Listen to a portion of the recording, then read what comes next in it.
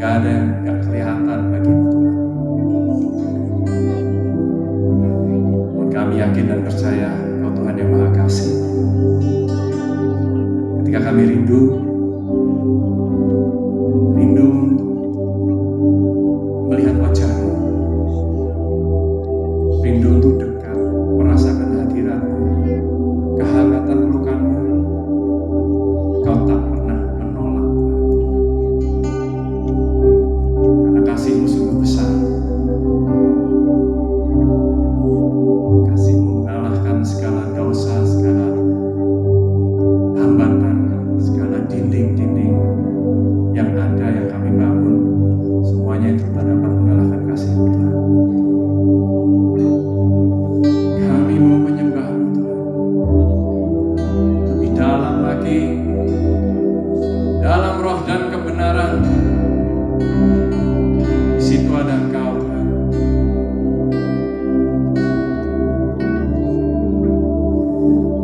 Ya Rabbana,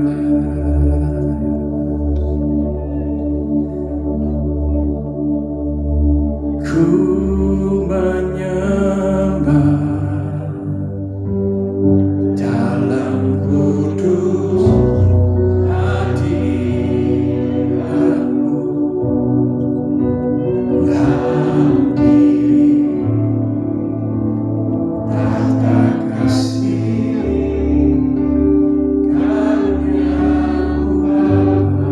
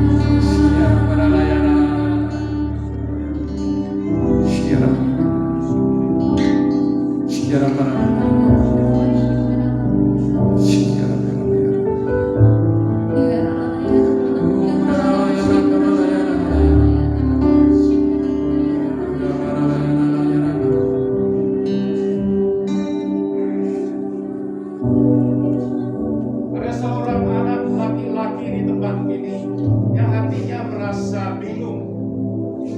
Tahulah bahwa Tuhan mengasihimu dan Tuhan selalu mendengarkan engkau.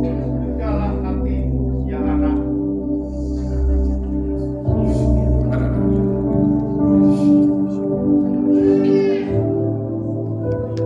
Saya merasa ada satu pasangan di tempat ini yang merindukan keturunan. Saat ini ia berdoa kepada Tuhan. Tuhan bila kau berkenan, berikanlah kepadaku keturunan, dan Tuhan menjawab. Ia akan memberikan keturunan pada waktunya, pada waktu yang tepat. Bersyukurlah kepada Tuhan, ia mendengarkan doa.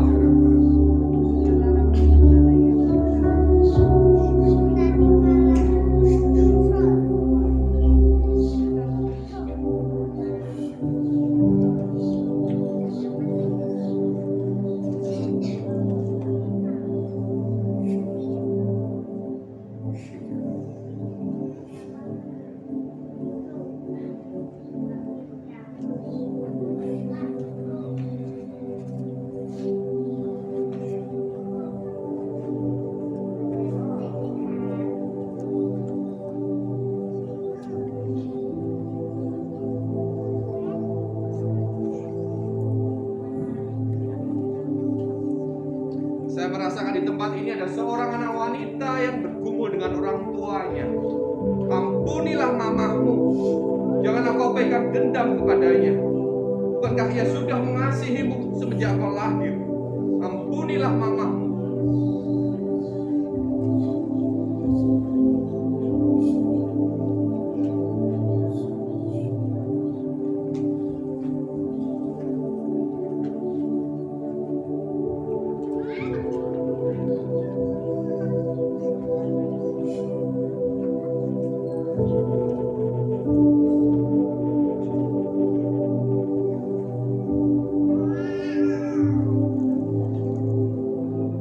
Terima kasih Tuhan Yesus atas kebaikan hadiratmu malam hari ini, perawatan.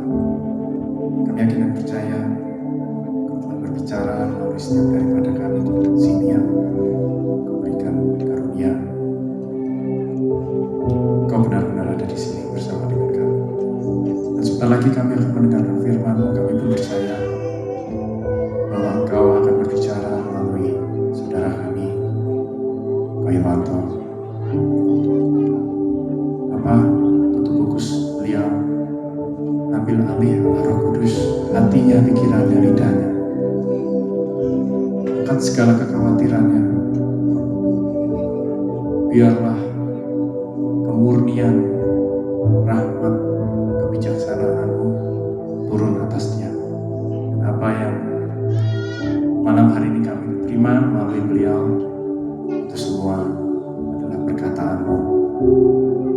Ajarkan kami juga untuk dapat berdiam, mendengarkan, meresapi kata per kata dari firman-Mu, sehingga semuanya itu nanti tidak sia-sia. Ajarkan kami untuk dapat fokus, sehingga kami dapat kompakan menjadi alat kerajaan-Mu. Terima kasih Bapa. Terima kasih Tuhan Yesus. Roh Kudus berkaryalah melalui saudara kami Irwanto. Bekerjalah. Kemuliaan kepada Bapa, Putra, dan Roh Kudus. Seperti pada sekarang, sekarang, dan sekarang. Amin.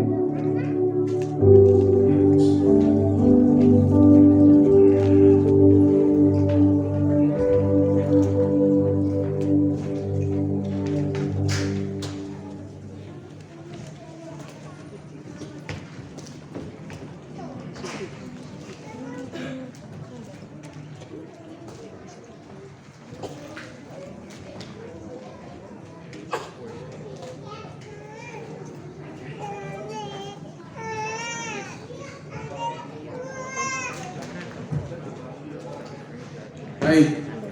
Shalom Solo. Banyak yang belum makan. Shalom Solo. Bagaimana kabarnya?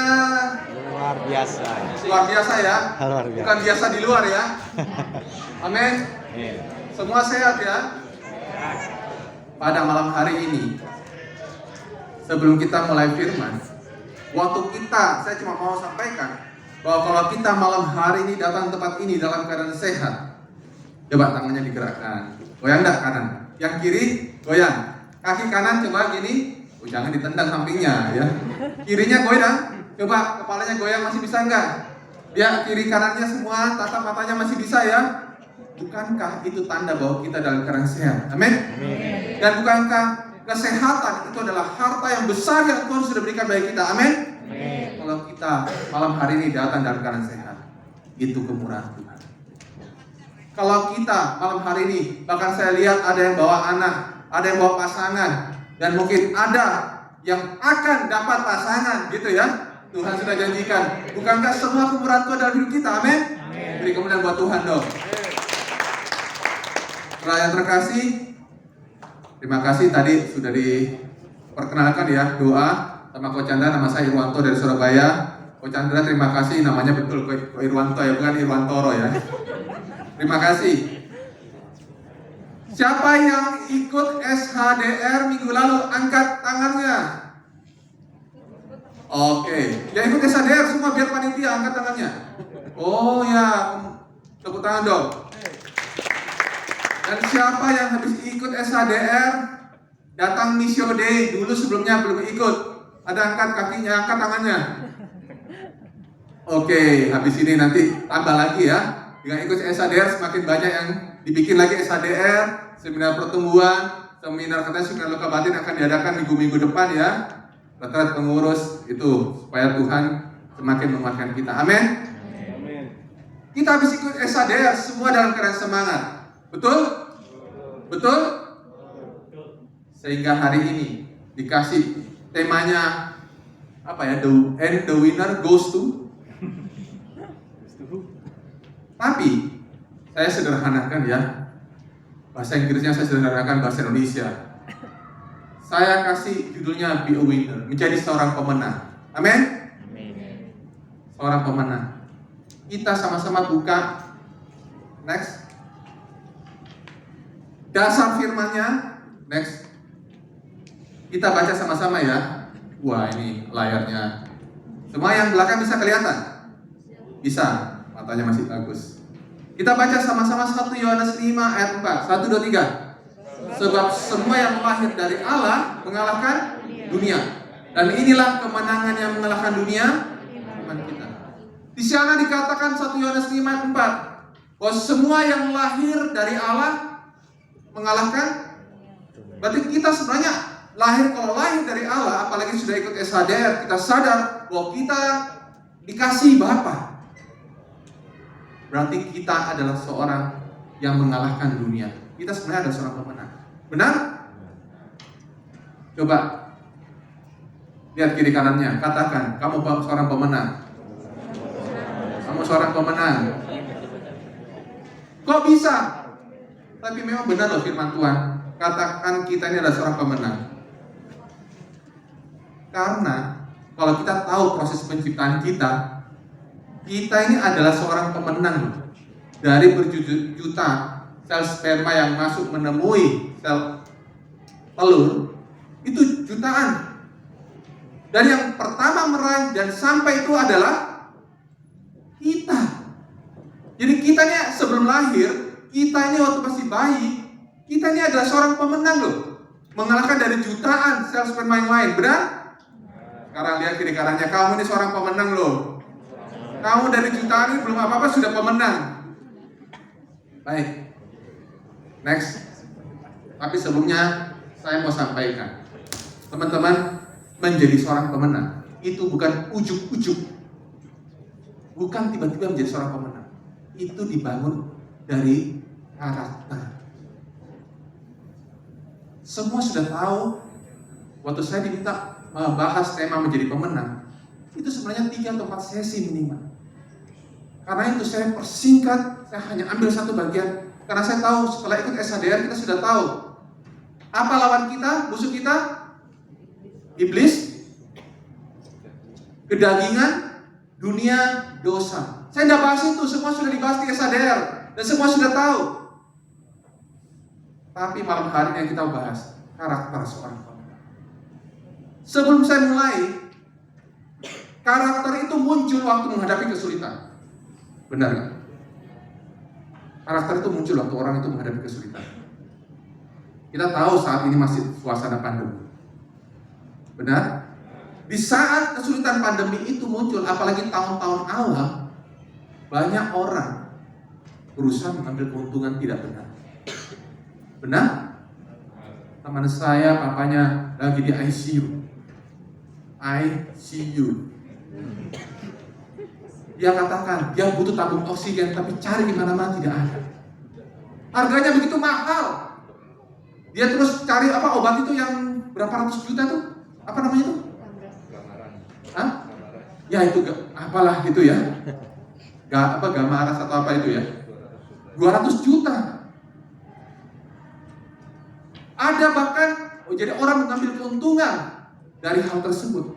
Dia ada tapi dia sengaja tahan. Padahal banyak nyawa yang lagi megap itu butuh oksigen. Benar? Bahkan ada orang bikin vaksin kosong, obat-obatan vitamin palsu. Kesulitan ternyata bukan membuat orang menjadi baik, tapi kelihatan karakter aslinya. Namun suatu hari waktu di acara Wimbledon tahun lalu di London, mereka panitia mengundang seorang perempuan namanya Sarah Gilbert. Sarah Gilbert ini adalah seorang penemu vaksin AstraZeneca yang kita disuntik itu. Ini orangnya yang kalian disuntik. Dia adalah seorang profesor dari Oxford, Inggris.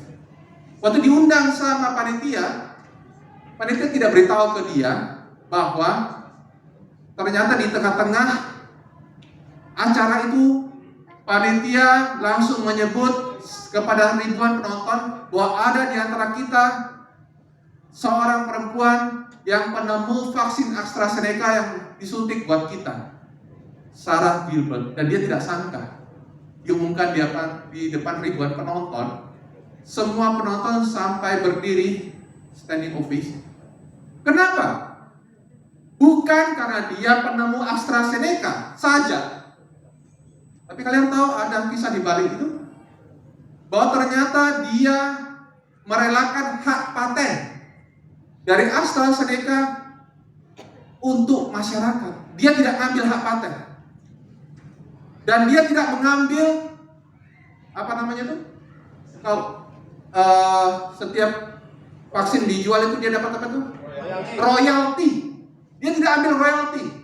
Karena itulah AstraZeneca menjadi vaksin termurah di dunia. Sangat murah, sepersekian dari vaksin yang lain. Karena ada seorang namanya Sarah Gilbert beserta tim yang mau melayani. Dia tidak mengambil keuntungan dari situasi itu. Kalau dia mengambil keuntungan, dia bisa dapat uang loh. Minimal ratusan miliar, bahkan triliun.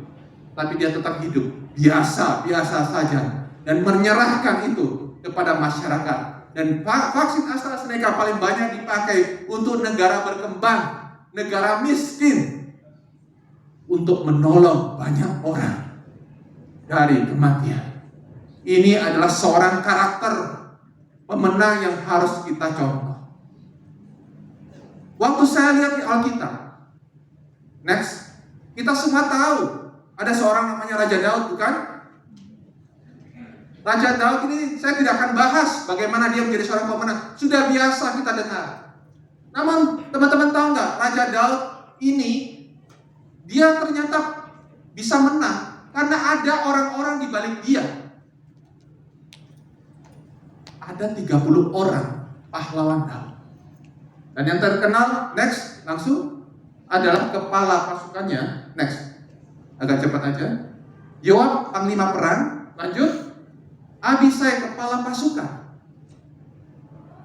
Ini kepala pasukan. Namun ternyata di antara semua pahlawan Daud, ada 3 orang pahlawan yang dicatat di Alkitab. Ini adalah pahlawan yang bahkan kepala pasukan ini tidak bisa menandingi 3 orang ini. Dan dia melebihi 30 orang yang lain. Teman-teman ada yang pernah dengar? Belum pernah ada yang dengar. Karena itu malam hari ini kita akan bahas siapa orang di balik kemenangan Raja Israel, kemenangan bangsa Israel. Siapa dia orang? Mereka 3 orang itu bahkan terkenal Trimas Ketir gitu ya. Bukan Trimas Ketir. Kita lihat lanjut. Nama mereka adalah siapa? Isibal, Eleazar, dan Sama. Kenapa bisa orang ini melebihi 30 orang lain, bahkan melebihi kepala pasukan? Coba kita lihat. Next. Apa saja karakter untuk menjadi seorang pemenang? Itu hanya yang penting. Kalau musuh kita tadi saya bilang saya tidak bahas, semua sudah tahu. Tapi karakter menjadi seorang pemenang, kita contoh dari 3 orang ini. Next. 2 Samuel 23, 8-12. Kita baca sama-sama ya, tolong ditampilkan. 2 Samuel 23, 8-12. Ini adalah ayat yang penting buat kita belajar. 2 Samuel 23, 8-12.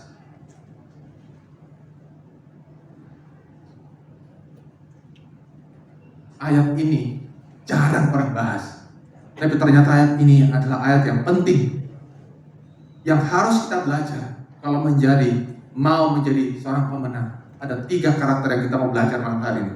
Baik, kita baca sama-sama.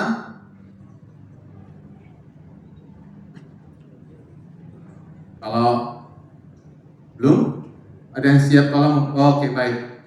Kita baca sama-sama ya. Ada kurang lebih 4-5 ayat. Tapi tolong kita baca dengan sungguh-sungguh.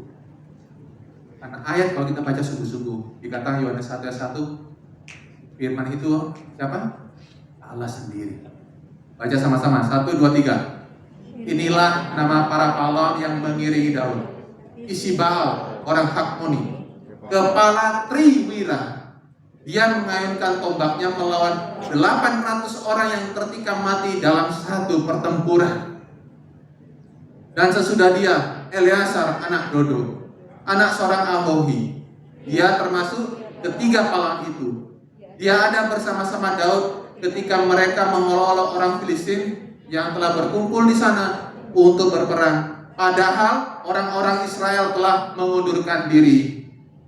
Tetapi dia bangkit dan membunuh demikian banyak orang Filistin sampai tangannya lesu dan tinggal melekat pada pedangnya.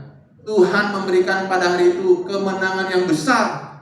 Rakyat datang kembali mengikuti dia hanya untuk merampas. Sesudah dia, Sama anak Age, orang Harari, ketika orang Filistin berkumpul di Lehi, di sana ada sebidang tanah ladang penuh kacang merah, dan tentara telah melarikan diri dari hadapan orang Filistin. Maka berdirilah dia di tengah-tengah ladang itu. Dia dapat mempertahankannya dan memukul kala orang Filistin. Demikianlah diberikan Tuhan kemenangan yang besar. Kembali ya ke slide. Tadi sudah disebut Triwira. 3 orang pahlawan Daud. Siapa kita belajar? Yang pertama dari Isibal. Lanjut. Kok bisa? Tadi ayat 8 dikatakan apa? Isibal. Masih ingat kalahkan berapa orang? Berapa? Dalam berapa pertempuran? 1 kali perang saat itu dia kalahkan berapa? 800 orang. Teman-teman, Isibal ini Rembo lewat, Jet Li lewat, Bruce Lee lewat, Bu Lee lewat. Betul ya? Saking tidak difilmkan. Habis ini mungkin ada filmnya Isibal. 800 orang loh sekali pertempuran. Alkisah, bukan Alkisah, menurut tafsir Isibal ini kenapa bisa kalahkan 800 orang? Ini tidak masuk akal. Benar kan? Namun ternyata dia waktu itu berdiri di lereng dua buah gunung, semacam lorong. Sehingga waktu itu musuh orang Filistin mau datang, apa yang terjadi? Dia kalahkan, harus melewati lorong kecil itu sehingga dia mengalahkan satu persatu. Satu persatu dia kalahkan. Isi Baal berusaha mempertahankan wilayah kerajaan Israel, kerajaannya Allah. Dia menjaga di sana, menunggu orang Filistin datang. Satu persatu sampai 800 orang. Apa yang kita mau belajar dari si Baal itu? Isi Baal adalah orang yang mengalahkan 800 musuh dengan tombaknya dalam satu kali pertempuran. Next. Kita belajar satu. Isi Baal adalah orang yang apa? Ulet, gigih, pantang menyerah menghadapi lawan atau kesulitan. Sebenarnya lawan orang Filistin itu yang dia kalahkan itu adalah musuh dari luar dirinya dia. Dia kalahkan satu persatu. Ini adalah perlambang bagi kita. Saat ini mungkin kita sedang menghadapi masalah. Saya nggak tahu satu persatu. Di Missio Dei, saya beberapa mengenal tapi saya tidak tahu pergumulan kita masing-masing. Tapi bayangkan, Alkitab mencatat 800 pertempuran. Ini sebenarnya berbicara tentang kita menghadapi masalah bertubi-tubi, nggak berhenti. Mungkin saat ini kita lagi ada masalah keluarga, belum selesai masalah pekerjaan, belum selesai istri sakit, belum selesai masalah lagi yang lain. Pelayanan juga bertubi-tubi. Tadi itu pelayanan katanya lagi diare. Betul ya?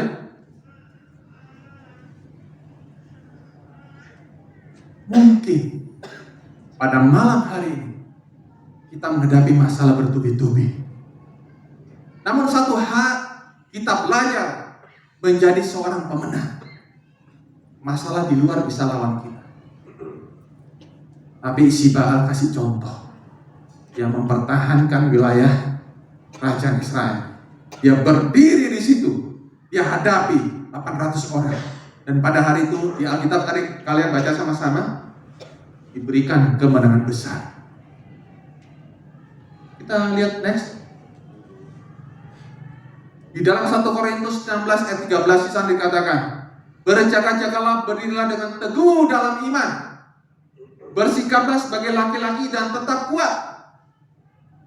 Teman-teman terkasih, ayat ini mau menegur kepada kita. Sering kita menjadi orang cengeng. Begitu menghadapi kesulitan, apa yang kita lakukan? Berhenti, mundur, bilang saya berhenti aja. Tapi si Baal kasih contoh malam hari ini bahwa ada masalah dari luar, dia hadapi. Tidak berhenti sampai masalah itu orang ke-800 dia kalahkan dan berhenti. Kemenangan di pihak dia. Teman-teman yang terkasih, next kita lihat. Di sana ada kata, saya jelaskan ya sharingnya. Resilience, saat ini istilah baru mungkin bagi sebagian kita. Adalah kemampuan menyesuaikan diri terhadap tekanan yang datang dan mengubah tekanan menjadi kemenangan. Banyak orang nggak tahu bahwa kesulitan datang itu bukan untuk melemahkan kita. Sebenarnya itu untuk memberikan kita semakin kuat. Kalau bagi saya, kalau kita menghadapi kesulitan, bersyukur. Sebenarnya kita lagi diproses untuk menjadi lebih kuat. Siapa yang ikut fitness mungkin di tempat ini? Mungkin dia kalau banyak 20 kilo terus menerus dari tahun lalu sampai 10 tahun tetap 20 kilo. Apa yang terjadi? Stuck. Pasti akan menambah kan? 20, 25, 50, 200 kilo dia mati. Bukan. Tapi maksudnya apa? Dia harus menambah tekanan supaya ototnya semakin melebar. Bukan perutnya semakin melebar. Kenapa? Karena beban kalau tetap yang melebar bukan di otot tapi di perut. Otot-otot iman kita tidak melebar, tetap. Karena kita terlalu lembek. perut kita tambah besar, artinya apa? Kenyamanan kita, zona nyaman kita, kedagingan kita bertambah kuat, bukan otot rohani kita. Jadi kalau malam hari ini ada di antara kita menghadapi kesulitan, contoh isi Baal, kalahkan dia. Amin. Lanjut. Contoh, kita semua sudah tahu Thomas Alva Edison. Dia penemu apa? Alfamart, bukan?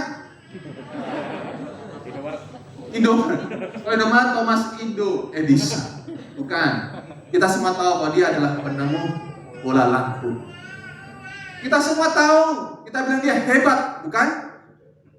Tapi tahukah kita? Mungkin kita tahu. Kita bilang dia hebat, Luciani.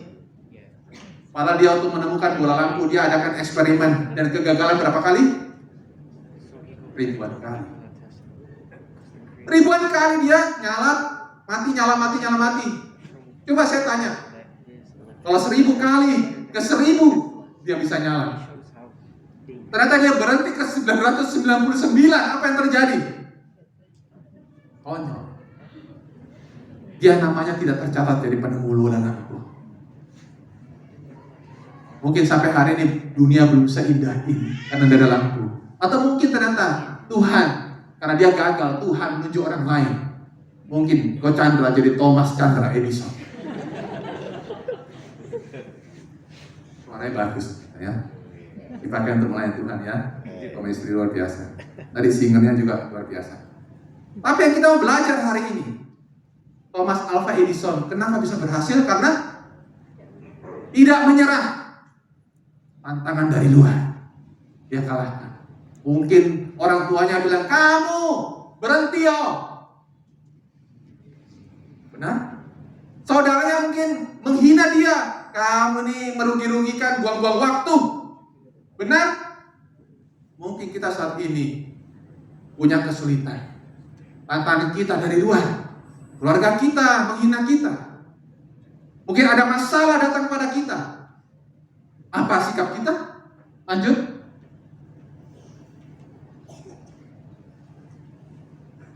Ada seorang lagi namanya Paulus. Saya bacakan ya. Ini orang yang tidak menyerah waktu menghadapi kesulitan di luar. Paulus nulis gimana? Apakah mereka pelayani Kristus? Dia tanya kepada kita, kamu pelayani Kristus?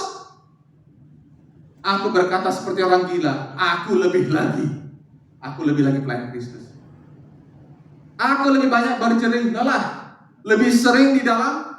Saya mau tanya dulu, siapa tahu kesulitannya Paulus? Ada yang tahu? Kita mau lihat ya. Lebih sering di dalam penjara daripada di luar. Didera di luar batas. Teman-teman tahu nggak? Itu kerajaan Romawi dulu. Kalau mendera itu berarti apa? Disiksa, diginikan supaya robek.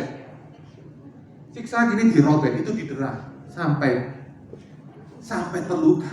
Dan orang seperti mau mati aja. Di luar batas dia bilang.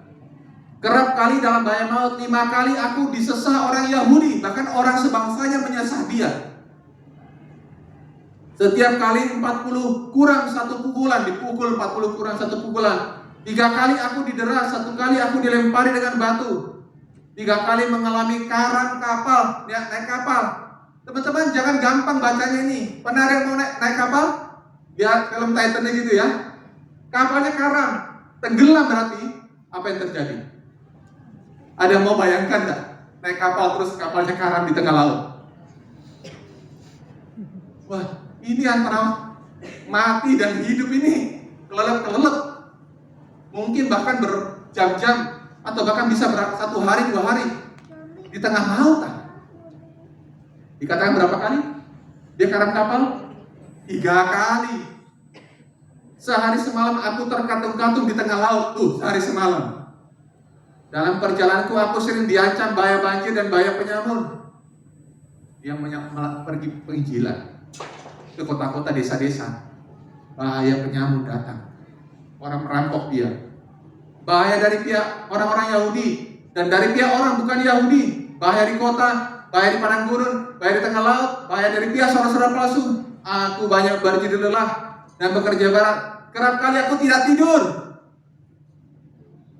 Kita melayani SADR, tidurnya 3-4 jam kita sudah komplit, bukan? Tapi dia bilang apa? Kerap kali aku tidak tidur. Aku lapar dan dahaga, kehausan. Kerap kali aku berpuasa, kedinginan dan tanpa pakaian. Dan dengan tidak menyebut banyak hal lain lagi, urusanku sehari-hari yaitu untuk memelihara semua jemaat. Teman-teman waktu baca ini bagaimana perasaannya? Gimana? Kita tidak ada apa-apanya. Kita tidak ada apa-apanya. Jadi kalau menghadapi kita melayani Tuhan, banyak tantangan dari luar. Kita ingat, baca kembali 2 Korintus 11, 23-28. Ingat, foto kalau perlu. Waktu Anda mau mundur dari pelayanan, karena banyak diilokno orang di luar ya. Diilokno teman dan dihargai, sudah capek-capek, ya toh, tidak tidur tapi masih disalah-salahkan. Apa yang terjadi banyak orang? Mutung kan? Mundur bilang, apa bahasanya sih? Kalau orang bilang, aku gak paten melayani Tuhan ini. Ngerti ya? Masa aku sampai capek-capek gak tidur, kelaparan, aku tetap gak dianggap, gak diwongke katanya. Tapi baca, waktu saya baca ini saudara, saya nangis. Saya bilang, Tuhan, saya tidak ada apa-apanya. Makanya waktu saya dari Surabaya nyetir tadi jam 6 kurang sedikit saya baru sampai. Saya pikir jam 4:30 saya sudah sampai. Ternyata lama juga ke sini ya. Saya pikir 2,5 jam. Google Map bilang 3,5 jam. Terus tengah jalan hujan keras jadi kita harus pelan-pelan. Saya harus naik mobil sambil pakai payung pelan-pelan. Teman-teman, saya bilang, saya waktu baca ini, sekarang saya bawa kemanapun saya melayani, saya bersuka cita. Bukankah kita melayani Tuhan sekarang dalam keadaan enak? Katakan kiri kananmu. Katakan bilang, kita melayani, jangan kalah sama dunia. Bilang, jangan kalah sama dunia. Jangan kalah. Diingat Paulus. Ini menjadi kalau kita mau berhenti melayani, bukakan ayat ini, baca rame-rame, seluruh pengurus baca rame-rame. Amin. Teman-teman yang terkasih, tantangan dari luar sering melemahkan kita, tapi si Baal terus melawan. Saya punya sharing sekitar, saya kalau tidak salah masih ingat 16 tahun lalu, saya ditawari untuk menjadi koordinator kelompok Pak Supri bagian barat. Waktu itu mereka tidak tahu saya lagi ada masalah dalam pekerjaan saya. Masalahnya itu bukan masalah untung rugi. Ternyata tahu saya ekspor barang ke luar negeri. Ekspor barang saya legal. Ternyata NKL-nya nakal, diikutkan barangnya orang lain, barang ilegal. Sehingga ternyata saya tidak tahu sudah berlangsung 1 tahun lebih. Jadi kalau diperiksa barang saya dibuka legal, jalan sama bea cukai. Satu hari ada mungkin pembagiannya dia tidak rata, jadi dibuka, diketahuan kalau barang ilegal. Masalahnya namanya kan PT saya, dia didudukkan karena begitu jalan ke kapal jalan, BL-nya di split, bilang oh ternyata barangnya berbeda. Saya nggak tahu bagaimana permainannya. Yang pasti dia anggap barang saya dipanggil polisi bea cukai. Seharian saya disidik, dipanggil, dan intinya saya mau dijadikan tersangka karena dianggap itu barang saya. Dan saya mengalami hal tidak enak. Tengah malam jam 2 kalau ditelepon, oh nggak enak lah kalau ada masalah itu kasus. Jam 2 saya tidur ditelepon sama jaksanya, sudah masuk pengadilan. Ayo Pak Irwanto, ayo kita kumpul. Misalkan di Sutos, ada yang tahu Sutos Surabaya, buka sampai subuh soalnya. Ayo kita mau kumpul bahas masalah. Seperti orang diperbudak, harus datang. Jaksa-jaksa terus ada berapa orang katanya mau diatur masalahnya. Kita sampai datang. Datangnya apa? Ternyata tidak bahas masalah kita. Mereka makan, kumpul-kumpul, cerita-cerita, ketawa-ketawa, kita disuruh bayar. Kan enak. Dan itu berlangsung berbulan-bulan. Saya ditawari untuk menjadi koordinator kelompok. Saya bilang nggak salah ini. Saya ngomong sama istri saya, siap-siap saya masuk Medaeng. Di Surabaya itu ada penjara namanya Medaeng. Biasanya saya melayani di sana untuk orang narapidana. Mungkin habis itu mereka teman-teman melayani saya. Saya sudah ngomong sama istri saya, siap-siap. Karena kita tidak bisa apa-apa. Kepala penyidik sudah mengancam ini harus dijadikan tersangka. Saya mau jadi koordinator kelompok enggak? Terima apa enggak teman-teman? Karena kalau saya terima, ya toh, saya masuk, akan dimasuk berita anggota HSM, koordinator kelompok Pasutri di Medaeng. Memalukan kan? Saya harus masuk, bukan salah saya. Saya berdoa, itu masalah dari luar. Berusaha melemahkan iman saya. Apa yang terjadi? Saya bilang, saya berdoa. Saya ngomong sama istri saya, masalah kita biar berlangsung. Tapi waktu itu butuh koordinator kelompok. Kita melayani yuk. Saya terima dengan hati begini. Takut, tinggal tunggu putusan. Tapi waktu saya terima pelayanan itu, sekali lagi waktu saya terima pelayanan itu, Tuhan tidak tinggal diam. Tidak terdengar kabar apa-apa. Suatu hari saya ditelepon, Pak Irwanto, masalahnya sudah selesai. Yang salah memang MKL-nya, dihukum karena MKL-nya akhirnya mengaku kalau bukan salah saya, dia mengubah dokumen. Lihat, Tuhan menyelesaikan. Dan saya berpikir barang itu semua disita. Sekarang saya kontainer itu berapa, nilainya berapa miliar disita untuk negara. Saya berpikir demikian. Tapi Tuhan itu sekali lagi baik. Dia bilang, putus, itu yang salah. Saya tidak pernah dipanggil pengadilan. Saya hanya sebagai saksi. Dan barang kami dikembalikan. Dan barang kami waktu saya dipanggil dengan puji Tuhan. Saya tidak harap barang saya kembali. Barang saya dikembalikan, dilihat semua baik adanya. Barangnya baik, tidak kurang apapun. Dan saya bisa jual, harganya naik lagi. Bukankah Tuhan pembela kita? Amin. Saudara, waktu ada masalah dari luar, jangan engkau berhenti, jangan engkau mundur. Contoh siapa? Isi Baal. Bukan 1-2 orang musuhnya, 800 orang. Oh, bertubi-tubi dia lawan. Sekali lagi, bertubi-tubi kesulitan dia lawan. Itu berbicara masalah dari luar. Amin. Itu karakter seorang pemenang. Coba kalau isi Baal berhenti, wah kayak musuh kurang 1, 2, 10 gak mandek-mandek. Saya tak ngomong beda, Daud, aku tak berhenti aja. Dia silakan monggo lewat. Apa yang terjadi? Dia adalah seorang pecundang, bukan? Isi Baal terus tidak berhenti melawan masalah dari luar. Yang selanjutnya kita belajar. Next. Yang kedua siapa namanya? Eleazar tadi sudah baca.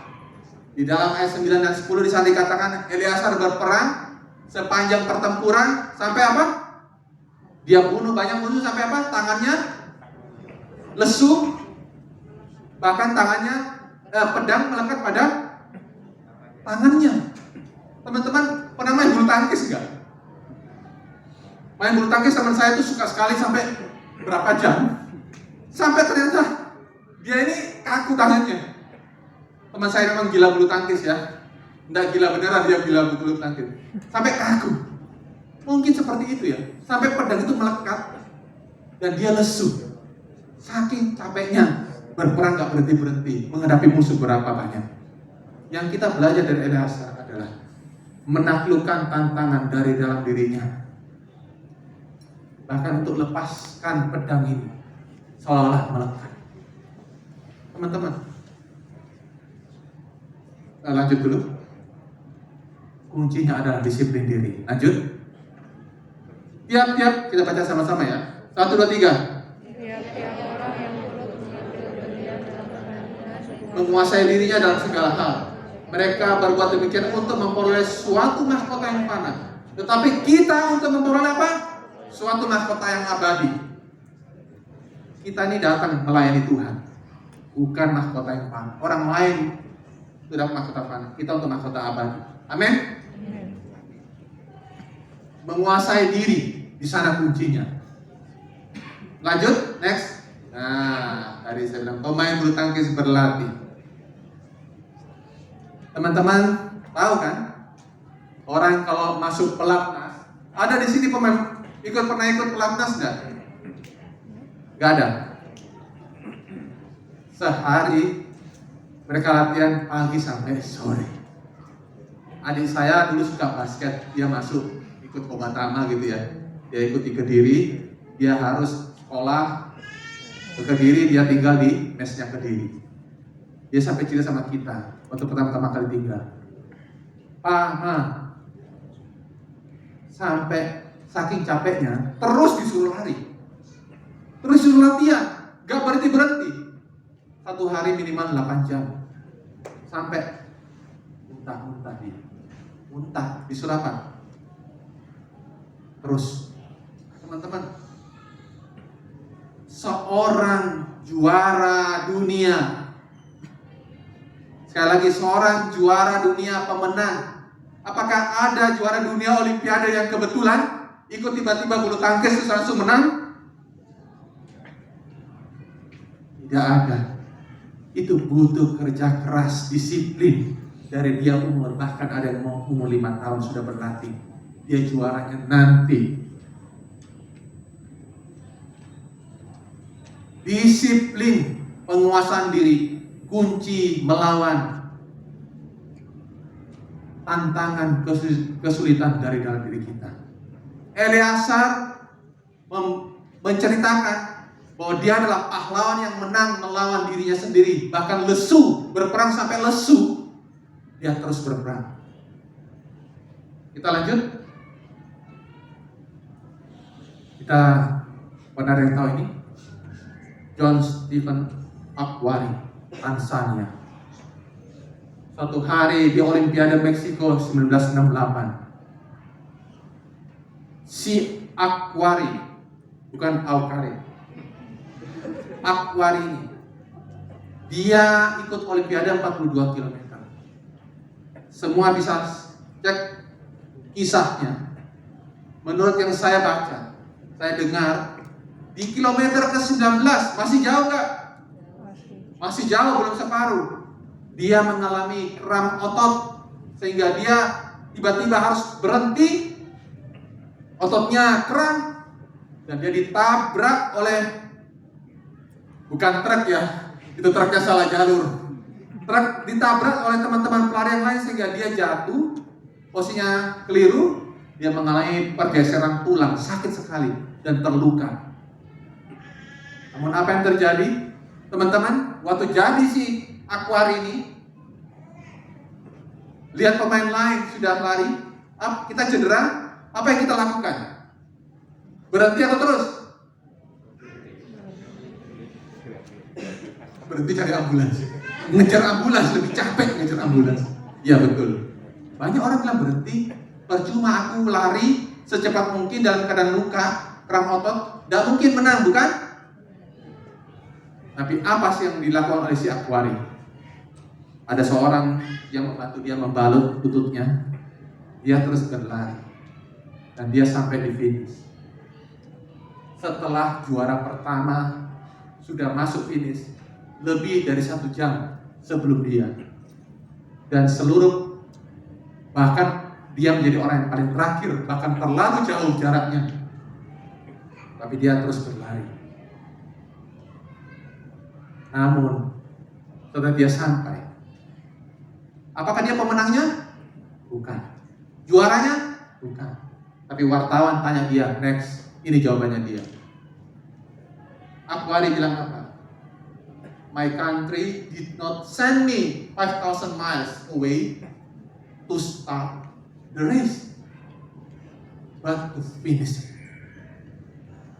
Negaraku tidak mengirim negara saya 5.000 miles dari sini untuk memulai pertandingan, tapi untuk menyelesaikan pertandingan itu. Teman-teman, kita dikirim oleh Tuhan bukan untuk hanya memulai. Kau yang memulai, kau yang pintar lagu dangdut. Tuhan mengirim Anda bukan hanya untuk memulai, tapi untuk menyelesaikan. Finish it. Tantangan terbesar orang itu dari mana? Dari dalam dirinya. Si Eleazar, waktu dia bahkan lesu, tangannya sampai melekat di pedang. Pedang melekat di tangannya. Tangannya melekat di pedang, kan dia ikut-ikut kemana-mana. Pedang melekat di tangannya. Dia terus berperang. Mungkin ada di antara tempat ini yang sudah mengalami lesu. Tapi Eleazar memberikan contoh buat kita. Oh, dia terus. Bukan hanya untuk memulai segala sesuatu, tapi untuk finish it. Amin. Lanjut. Orang ketiga yang terakhir. Ayo, coba tepuk kiri kanannya. Bangun, terakhir loh. Bangun bro, sis. Terakhir. Yang ketiga siapa namanya? Sama. Nama panjangnya apa? Sama dengan. Terima kasih. Saya tidak tahu nama panjangnya, tapi nama panjangnya kata sama. Panjang. Namanya sama. Teman-teman tahu kisahnya tadi sudah baca? Sama ini tentang seorang apa? Dia ditugasi Daud untuk apa? Penjaga kebun kacang merah. Bukan kacang panjang. Bukan ya? Kacang panjang di Indonesia. Kacang merah. Dan di sana ada yang menarik, baca Alkitab itu, ayat itu. Di sana dikatakan apa? Teman-temannya apa? Udah kabur. Betul? Tinggal dia sendirian. Datang ratusan ribuan orang Filistin. Teman-teman, kita kalau jadi sama bagaimana? Ikut lari. Kejar ambulans lagi gitu ya. Nah, kemungkinan kita bisa ikut lari. Tapi sana bukan kita. Sama dia tetap berdiri di tengah-tengah. Saya mau tanya, kenapa teman-temannya lari? Sembarang aja, enggak apa-apa, tidak ada yang salah. Takut. Apalagi? Kebelat. Rame-rame. Terima kasih. Apalagi? Alergi kacang. Apalagi? Kurang apa? Kurang piknik. Ya terima kasih. Saya dapat tanya di tempat sama ngawur ini. Baik. Hah? Jadi kejar lagi. Iya, jadi kejar macan. Terima kasih. Di sini ternyata orangnya kreatif ya. Mungkin yang pertama takut.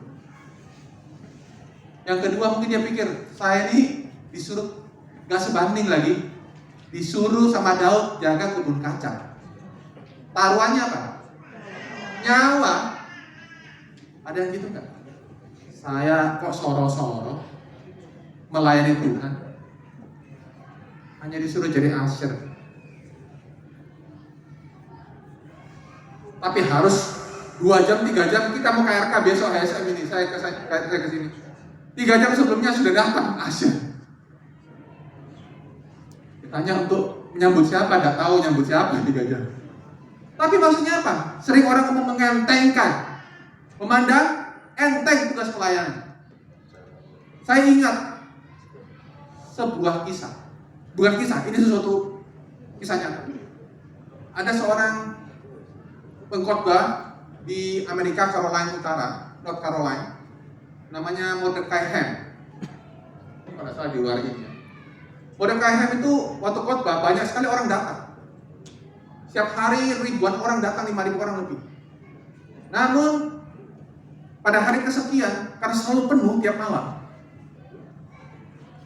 waktu itu sudah penuh tempat, ada 2 orang pemuda datang. Mungkin agak terlambat sedikit. Sebenarnya belum terlambat, tapi karena di sana selalu penuh, orang kayak misa malam Natal itu, berapa lama sebenarnya sudah harus datang. 2 orang pemuda ini kesulitan cari tempat, bahkan dia hampir keluar. Namun ada seorang Asher. Asher itu berusaha mencari tempat untuk 2 orang pemuda ini. Karena kegigihan orang Asher ini, seorang Asher ini dapatlah tempat untuk laki-laki pemuda ini. Duduklah. Dan di akhir acara khotbah si Mordecai Ham menantang orang, siapa yang mau bertobat?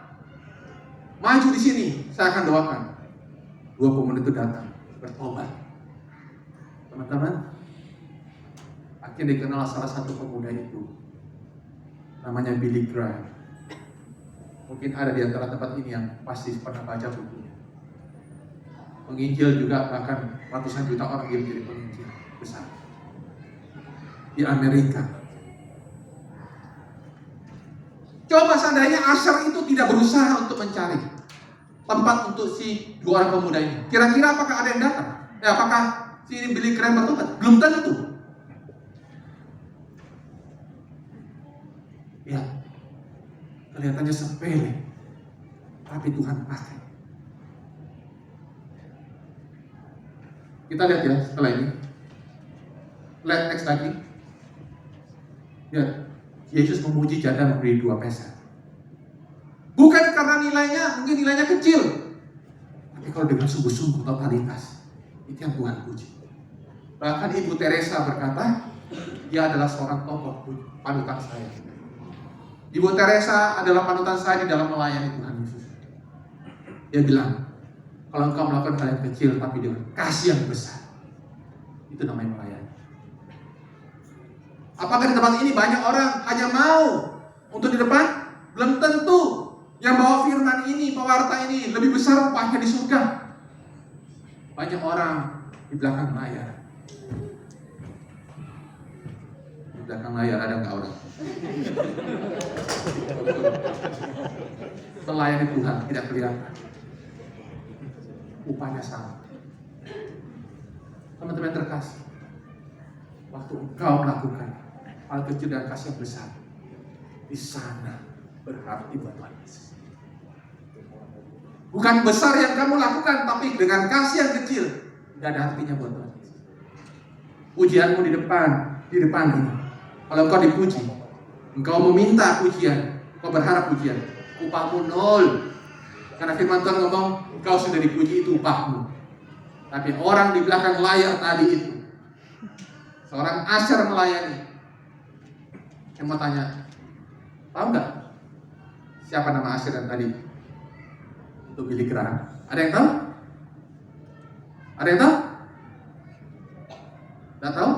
Saya juga nggak tahu. Tapi satu, Tuhan tahu. Kita melayani, kita melakukan sesuatu bukan untuk dilihat manusia, bukan untuk dapat pujian manusia, tapi kita melayani untuk tujuan saya. Saya datang dari Surabaya nyetir. Yang saya mau ceritakan dia, saudara-saudara, karena dialah saya melayani.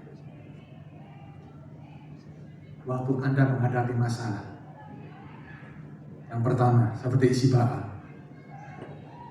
tantangan dari luar datang.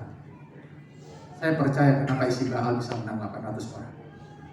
Karena ternyata Daud setiap hari mendirikan mesbah syukur buat Tuhan. Seorang leader, seorang korsel ketua, seorang kepala keluarga, apabila Anda mengorbankan persembahan syukur buat Tuhan setiap pagi, itu namanya memuji menyembah Tuhan. Anda mulai 900 kemenangan bahkan lebih ada di pihak Anda. Saudara Kristenku, Anda akan hadapi. Anda tidak berhenti karena Dia yang berikan kekuatan buat Anda. Amin. Kedua, yang dirasa berbicara tentang mengalahkan diri Anda sendiri. Waktu Anda menjadi lesu, saya percaya kenapa Eliasar bisa terus bertahan. Bahkan dia menarik pedang, menurunkan dari tangannya, dia sudah tidak sanggup. Tapi karena dia terus berperang. Nah, saya percaya seorang Daud memberikan contoh, memberikan persembahan pada Tuhan. Sekali lagi seorang leader, jadilah contoh buat keluarga dan anak-anak. Anak-anak di tempat ini, beberapa saya lihat bawa anak. Anda sudah betul. Itu saya lakukan. Sehingga anak saya sekarang, mereka yang kepingin datang ke pesan doa. Datang. Karena dia berikan ada kekuatan. Waktu Anda sudah lemah, letih lesu, datang. Dia berikan Anda kelegaan. Amin. Saya hampir pernah berhenti pelayanan. Karena saya sempat mengalami sakit hati. Tapi apa? Waktu saya mau memutuskan berhenti. Kenapa saya bilang salib ini kekuatan saya? Bagi orang dunia kebodohan, tapi bagi saya lambang kemenangan. Saya berlutut di depan kaki Yesus. Saya bilang, Yesus, saya berhenti melayani ya mulai hari ini. Tapi terbayang di depan saya, Yesus membentangkan tangan. Saya finish, tidak berhenti. Saya bangkit kembali karena aku mencintai Engkau, Irwanto. Apakah Engkau mencintai aku? Saya menangis, saya tidak jadi berhenti. Luka batin berbicara tentang di dalam diri Anda. Apakah Anda berhenti waktu Anda luka batin? Bukan tentang kamu. Melayani bukan tentang kita, tetapi tentang Dia. Yang ketiga, setia dalam perkara kecil. Si Asher tadi menceritakan, lakukan hal kecil dengan kasih yang besar. Itu sesuatu buat Tuhan.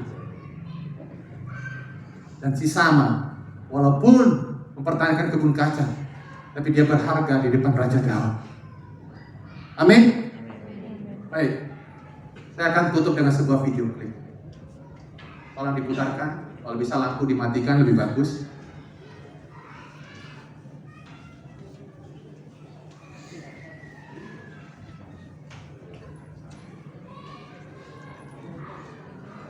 Sebuah video menjadi inspirasi buat saya. Semoga bisa mengerti.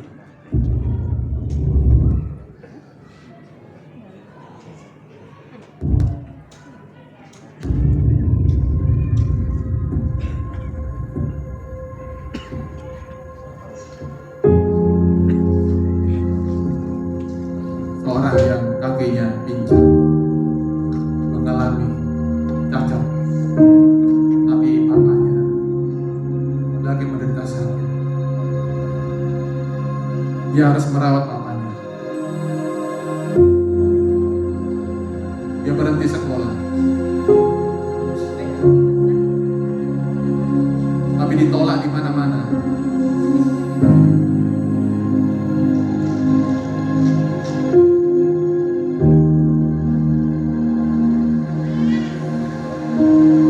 Tidak ada seorang pun yang mau menerima dia.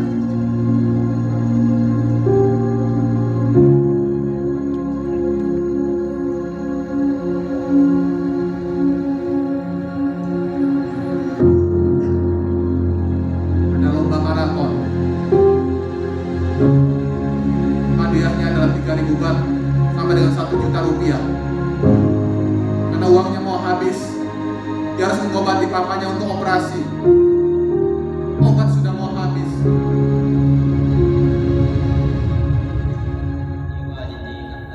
Dia memutuskan untuk ikut maraton.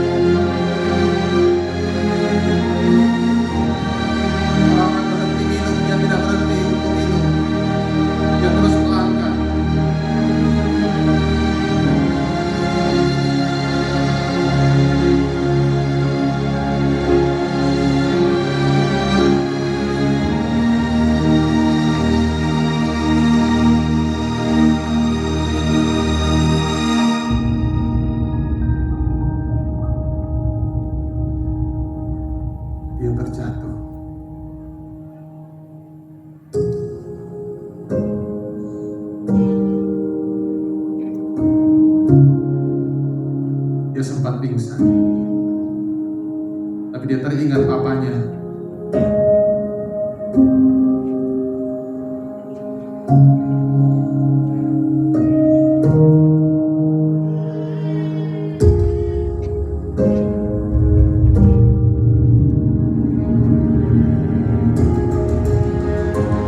Dia bangkit kembali. Dia terus melangkah.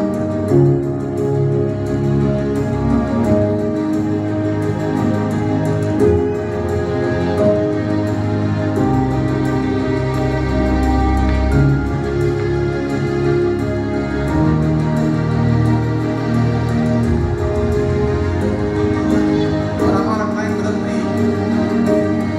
Orang melihat dia.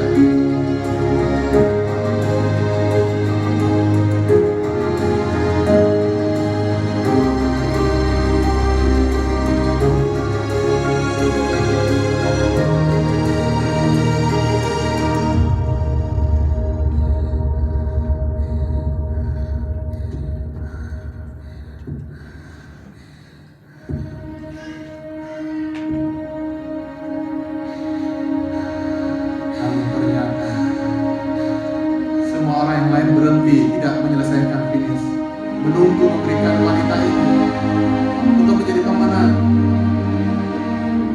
Karena mereka tahu ternyata wanita ini harus menjadi juara satu untuk mendapat hadiah untuk ayahnya, operasi untuk ayahnya.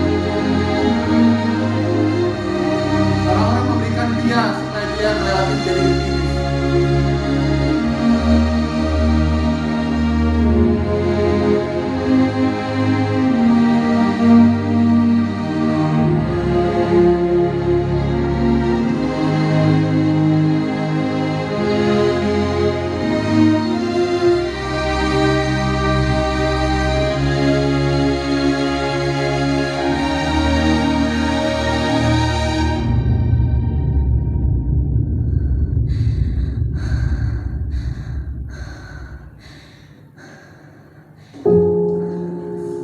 Akhirnya papanya dioperasi karena banyak berita tentang dia. Banyak orang memberikan sumbangan buat papanya. Baik. Bahkan dokter pelari ini ya, yang tadi berlari memberikan operasi gratis. Iya dokter. Baik. Videonya cukup. Mari kita bangkit berdiri teman-teman.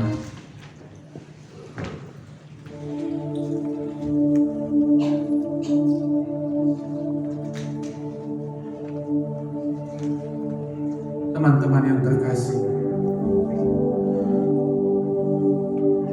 saya rindu kita untuk tutup mata kita sejenak.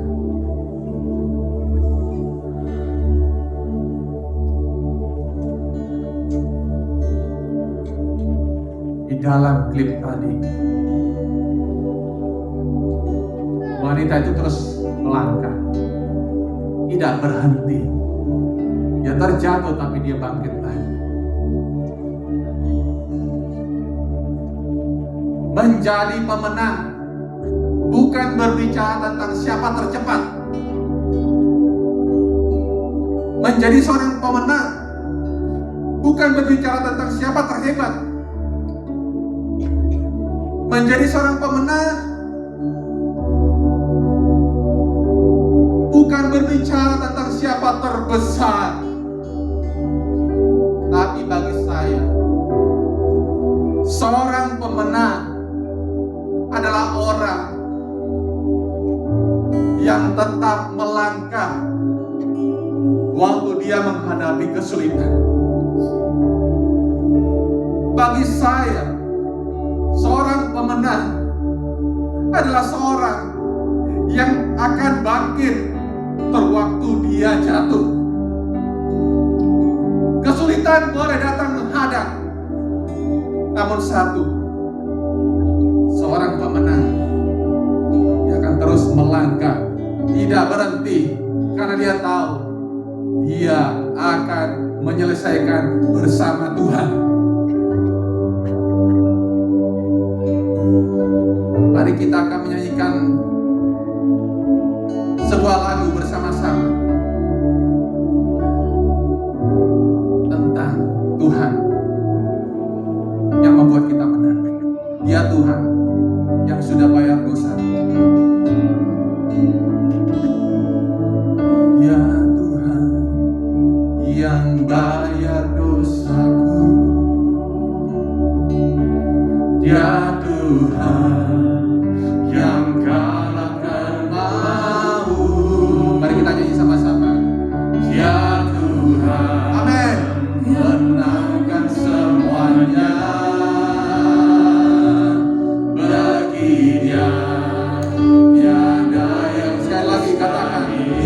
Tuhan yang bayar dosaku. Ya Tuhan Amin. yang bayar dosaku. Amin. Ya Tuhan yang kalahkan maut. Ya Tuhan menangkan semuanya. Katakan bagi Dia. Bagi Dia tiada yang mustahil.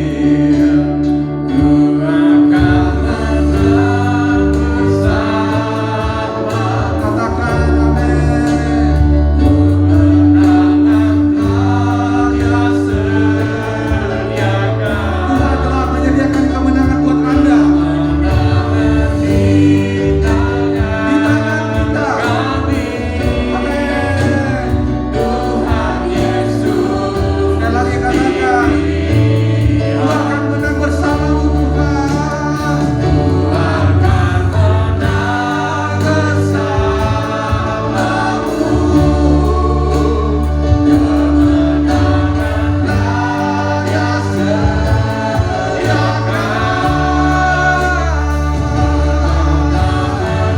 Di tangan kami, di tangan kita. Amin. Tuhan Yesus dipilih. Sekali lagi katakan, aku akan menangkan tanganmu. Akan menang bersamamu. Kemenangan telah Dia sediakan. Kemenangan di tangan Telah ditangkan karena Tuhan Yesus. Tuhan Yesus dipilih. Sekali lagi dengan hati katakan, Akan menang Katakan. bersama. aku akan menang bersama Tuhan. Amin. Kemenangan telah Dia Tuhan telah menyediakan kepada Anda semua. Kemenangan di tangan kami. Tuhan Yesus Sekali lagi katakan, dengan iman katakan, aku akan menang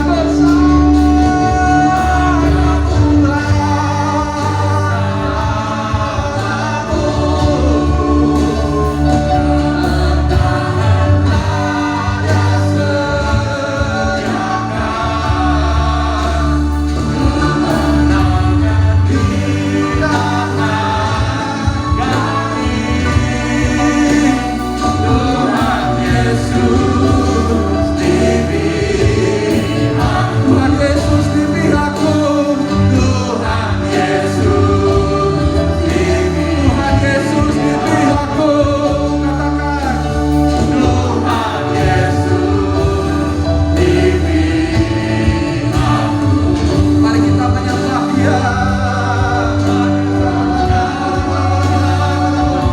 Angkat tanganmu, katakan aku akan menang bersamamu Tuhan. Kemenangan telah di tanganku. Bersamamu Tuhan. Kemenangan telah Kau sediakan. Aku akan menang karena Tuhan yang berperang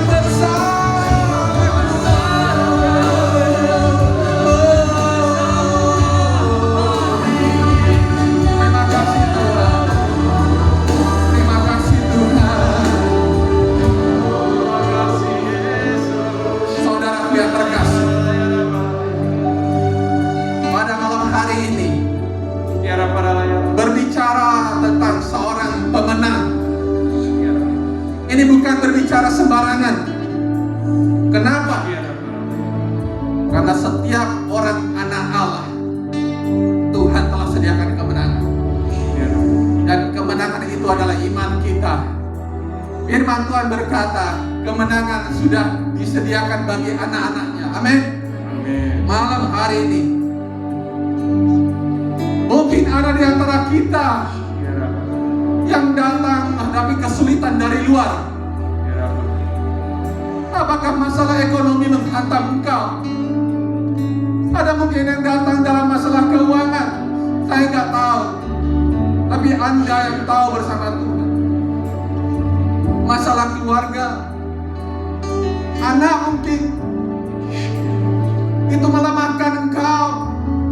Bahkan ada yang melayani. Masalah dari luar begitu menghantam engkau. Engkau bahkan mau mundur. Mungkin masalah-masalah yang lain. Tapi malam hari ini katakan masalahmu pada Tuhan. Terus bilang, Tuhan, aku mau seperti si Baal, aku tidak akan menyerah. 800 pertempuran, 800 orang, akan aku lawan karena Tuhan di pihakku. Dan orang ke-800 itulah kemenangan. Mungkin engkau datang, Tuhan, berserulah Tuhan, sekali lagi berserulah Tuhan, tolong aku Tuhan.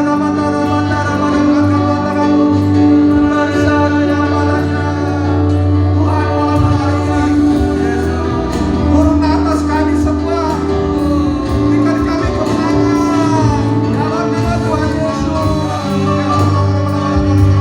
Angkat hatimu, Tuhan sudah menjanjikan kemenangan.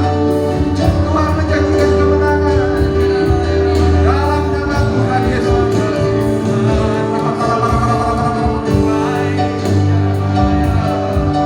Mungkin ada di tempat ini yang datang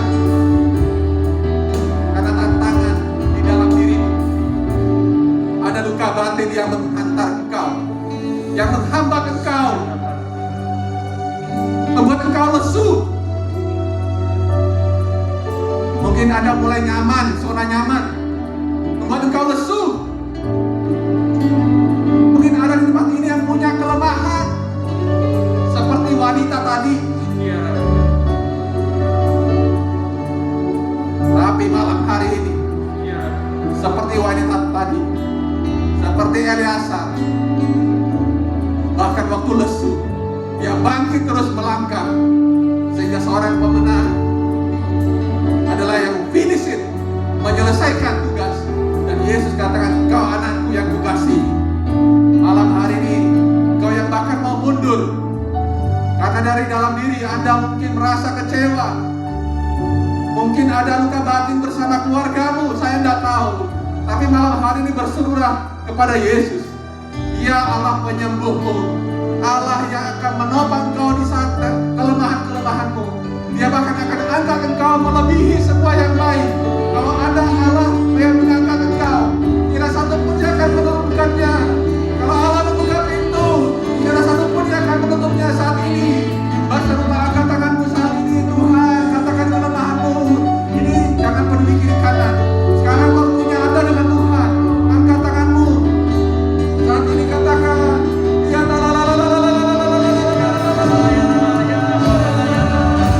Roh Kudus amatku.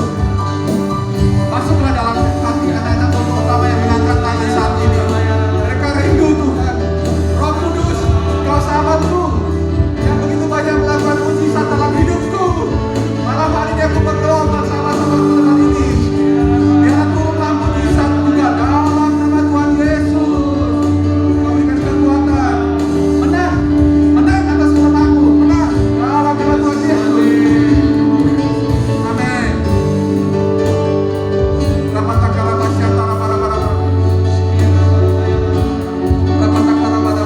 Dan yang terakhir, kau mau mencontoh seperti sama. Mungkin ada di antara teman ini yang merasa pelayanannya atau apa yang dia lakukan kecil.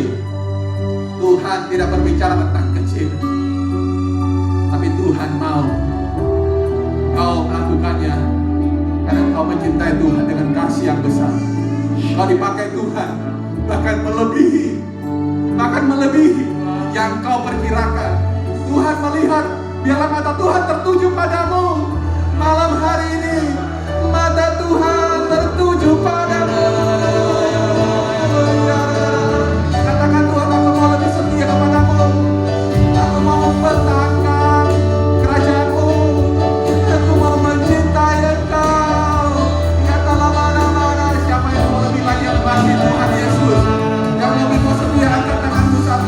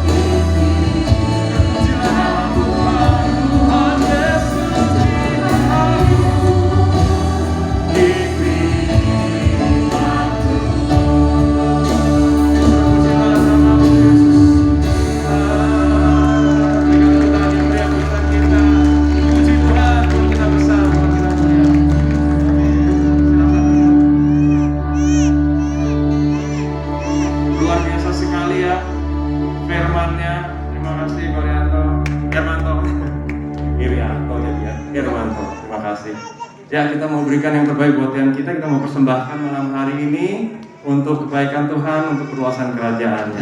Karena kita telah diberkati malam hari ini, kita juga mau puji Tuhan kita sekali lagi.